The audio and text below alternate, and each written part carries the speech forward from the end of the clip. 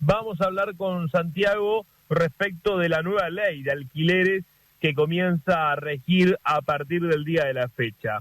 Santiago, ¿cómo estás? Buen día. Hola, Cristian, ¿cómo estás? Buen día, bien.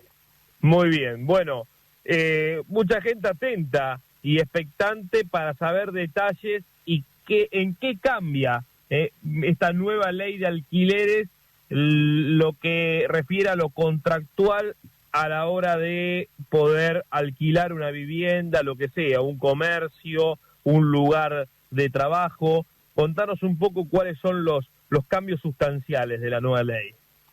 Bárbaro. Como vos decís, Cristian, concretamente en el día de ayer se terminó de realizar el paso faltante para que el proyecto de ley que hace unas semanas atrás seguramente han escuchado se había aprobado por senadores y en noviembre del año pasado se había aprobado por diputados. En el día de ayer se promulgó y se publicó, por lo cual ya está en vigencia a partir de hoy. O sea que la primera consulta o la primera duda que uno escucha o que uno se hace, ¿a partir de cuándo está en vigencia?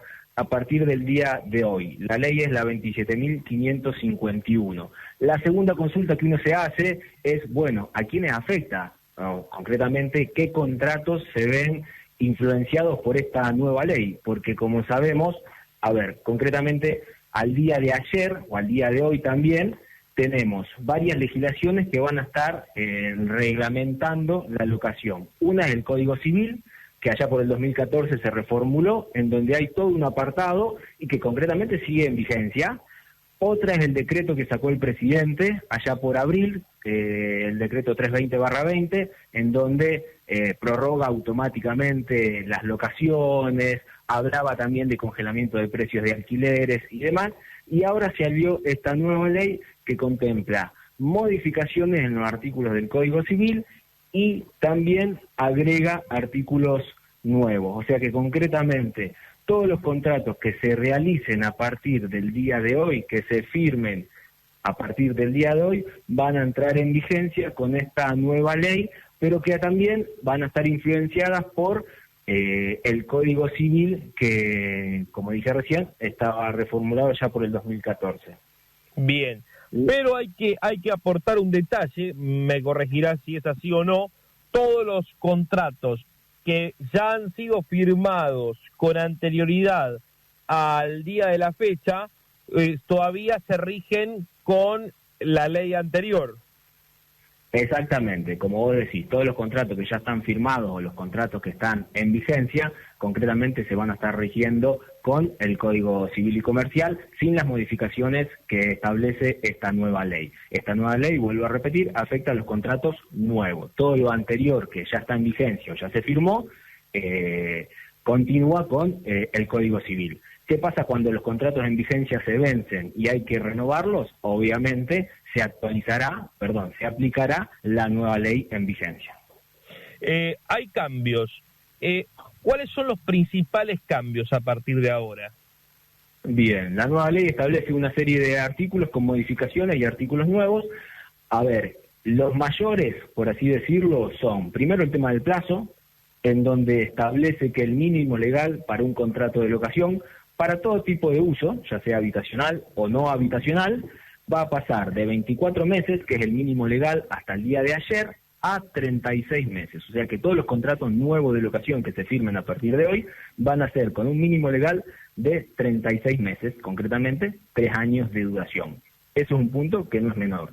El otro punto que no es menor es concretamente la actualización del precio. Acá nos detenemos un poco, ¿por qué? Porque el Código Civil, y nos tenemos que retrotraer hasta los 90, porque cuando sale la ley de convertibilidad prohíbe la indexación de los contratos. ¿Qué sería la indexación de los contratos?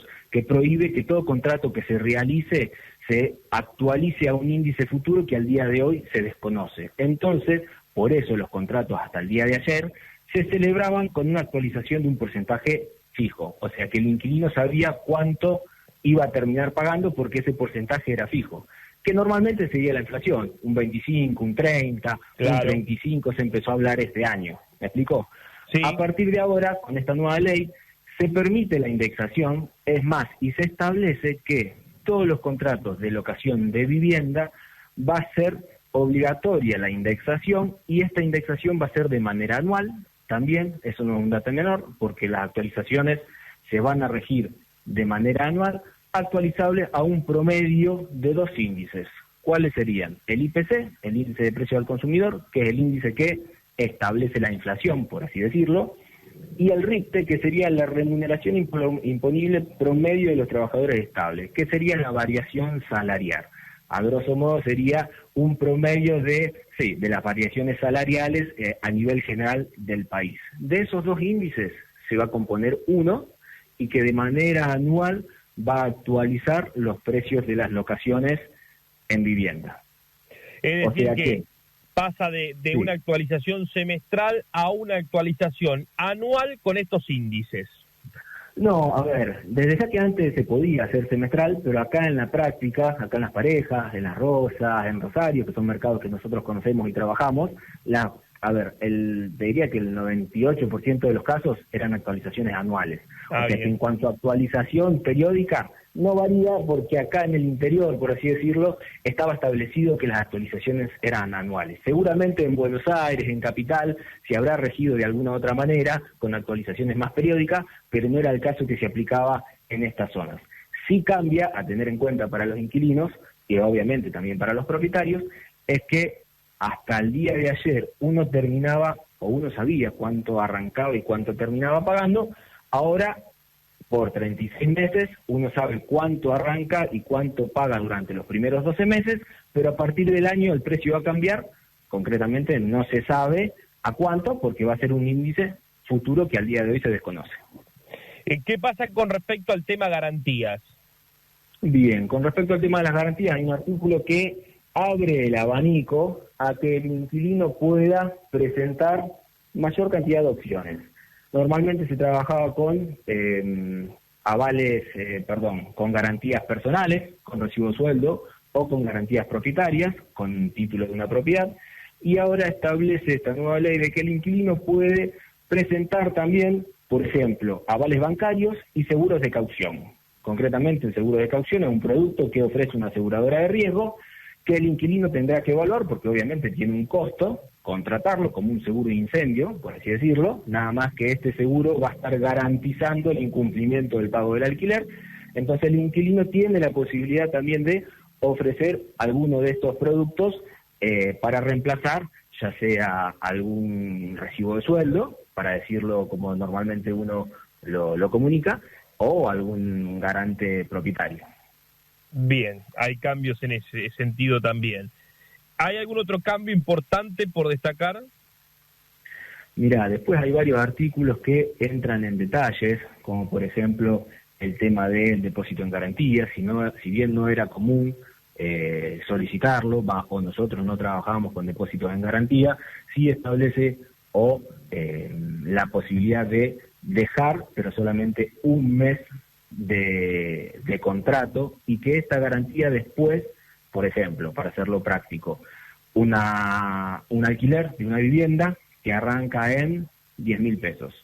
Pasan los 3 años y a lo mejor terminás pagando, no lo sé, 18, ponele. Lo que quiere decir este ejemplo de este artículo de depósito en garantía: uno puede dejar 10.000 pesos al arranque, pero cuando vence el contrato, el propietario le tiene que devolver el depósito en garantía actualizado al valor del último mes que pagó. ¿Me explico? Hoy dejaría 10.000 pesos de depósito en garantía, pasaron los 3 años, el inquilino está pagando 18, el propietario le tiene que devolver 18, no los 10 que le había dejado. Bien. Si aprovechamos, Santiago, sí, decime. Y después, ya que, como se ve en Las Parejas concretamente, con la construcción de edificios y demás, el tema de expensas extraordinarias, si bien ya estaba reglamentado, acá concretamente lo confirma: expensas extraordinarias para todas aquellas personas que vivan en complejos de departamentos, pagan normalmente expensas para que el edificio se mantenga, pero establece que concretamente las expensas extraordinarias son a cargo del propietario. También. Aquí estaba mirando que lo que decís es correcto, que también está determinado eso.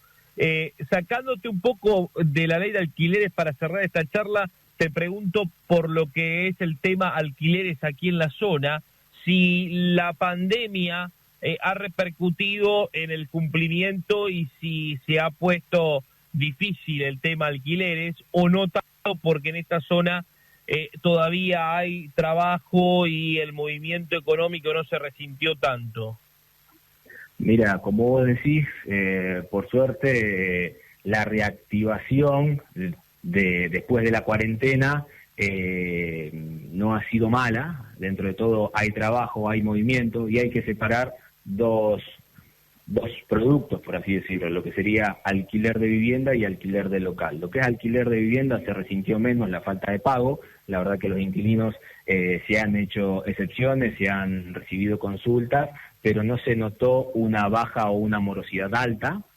Sí, en lo que sería alquiler de locales, ahí fuimos más, individualizados con cada uno de los inquilinos, tratando de escuchar su situación y tratando de generar bonificaciones, obviamente temporarias, para que no les sea imposible o demasiado con demasiada carga el pago del alquiler durante, obviamente, el tiempo que estuvo cerrado el comercio.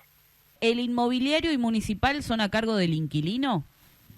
Mira, lo que dice el artículo concretamente es que va a estar a cargo del propietario todo impuesto que grava la cosa. El impuesto inmobiliario se entiende porque es un impuesto y que grava la cosa, entonces sí, a partir de hoy va a estar a cargo del propietario.